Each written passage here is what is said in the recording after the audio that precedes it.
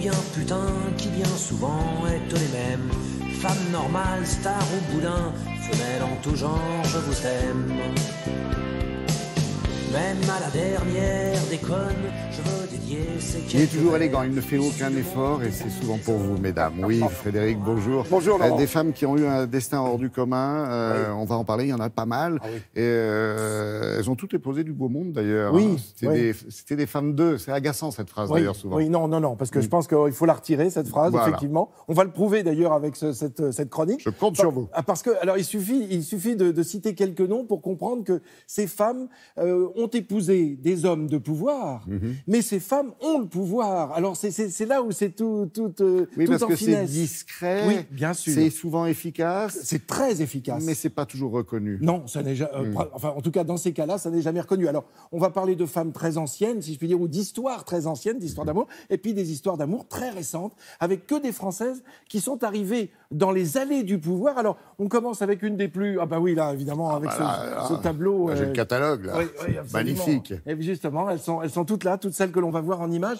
Alors, la première, la plus ancienne, c'est... Pardon pour le mot catalogue, c'est pas très élégant, Oui, mais non. vous m'avez compris, Non, parce qu'il y en mais a bien sûr, quelques-unes. ce sont ces visages qui, justement, nous font penser que... et surtout que tout est possible pour chacune des femmes qui nous regardent et qui vont venir et grandir, ces petites filles qui vont devenir de grandes dames. Et justement, la première, c'est Aliénor d'Aquitaine, que l'on a sur le tableau. Bon, une femme qui est née en 1122, c'est dire si ça remonte loin. Elle épouse d'abord un roi de France, Louis VII. Bon, ça, c'était prévu par son papa, un mariage organisé. Et puis voilà, qu'ils ne s'entendent plus. Ouais. Il n'y a que 2 filles dans le couple, donc il n'y a pas de successeur. Elle décide de... Traverse la Manche. Ben, voilà, elle va surtout quitter son mari, reprendre ses affaires, ce qui était impensable à l'époque. Se réinstaller sur sa terre natale, c'est-à-dire le Poitou, en Aquitaine. Elle fait sa malle, elle change de malle. Exactement. Et là, elle va rencontrer un autre souverain, et c'est elle qui va choisir son destin à ce moment-là. On regarde des images, et on va découvrir cette femme, et toutes les autres dont je vais vous parler. Il y en a quelques-unes. Alors, elle va choisir, Aliénor d'Aquitaine, de se rapprocher d'un homme qu'elle a apprécié. C'est Henri Plantagenet.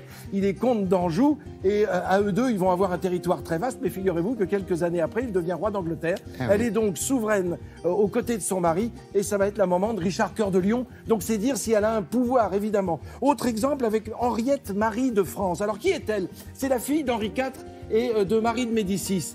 Mais seulement elle va épouser un roi anglais, Charles Ier, on le voit là, et c'est lui. Alors elle va le soutenir, hein, parce que c'est un homme qui a besoin de soutien, et elle va être très présente. Pouvoir fragile et du coup, aussi, ouais. Et comme elle s'appelle Henriette Marie, eh bien figurez-vous, c'est son nom qui va être donné au Maryland, la terre de Marie, là-bas aux États-Unis. Là, c'est Yvette Labrousse, une jeune Française qui va épouser l'Aga Khan, figurez-vous. Elle va devenir, vous savez, cette fameuse Begum, la Begum des Ismaéliens. C'est une Française qui va toucher ce pouvoir. Et puis là, on a affaire, alors là, on est beaucoup plus récent, avec cette Paul Monique Easy, qui n'est autre que l'épouse de Norodom Sihanouk, le roi du Cambodge, et c'est la maman du roi actuel, Norodom Sihanouk, qui est Simoni, pardon, qui a choisi ce nom en souvenir de ses deux parents. Voilà. Et puis là, nous avons Dominique Ouattara, qui est l'épouse d'Alassane Ouattara, le président de Côte d'Ivoire. Alors elle est née en Algérie, à Constantine, à une époque où l'Algérie était française.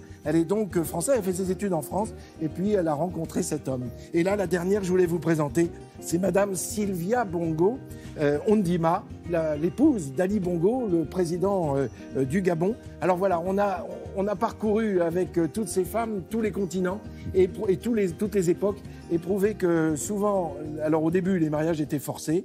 Ils ne le sont plus, en tout cas pour ces femmes-là, c'est ce qui n'est pas le cas dans le monde entier, hélas. Mais ce que je veux dire par là, c'est qu'elles sont arrivées proches du pouvoir, et elles ont aussi eu une part de ce pouvoir, notamment en tant que mère, que régente, que conseillère. Oui, elles sont tout le temps présentes. 24-24, c'est surtout ça. Les femmes des chefs d'État aujourd'hui, et partout dans le monde, comme elles ont effectivement une influence reconnue, sans parler de celles qui ont eu le vrai pouvoir, j'allais dire, du grand cœur parfois, mais surtout des poignes de fer, surtout, quand même. Surtout, en tout cas pour exister. Ça a été compliqué. Ça, c'est vrai, c'est compliqué. Merci d'avoir choisi ces quelques exemples, parce que c'est vrai que ça rafraîchit la mémoire. Des beaux portraits. Des beaux portraits en plus. Merci beaucoup.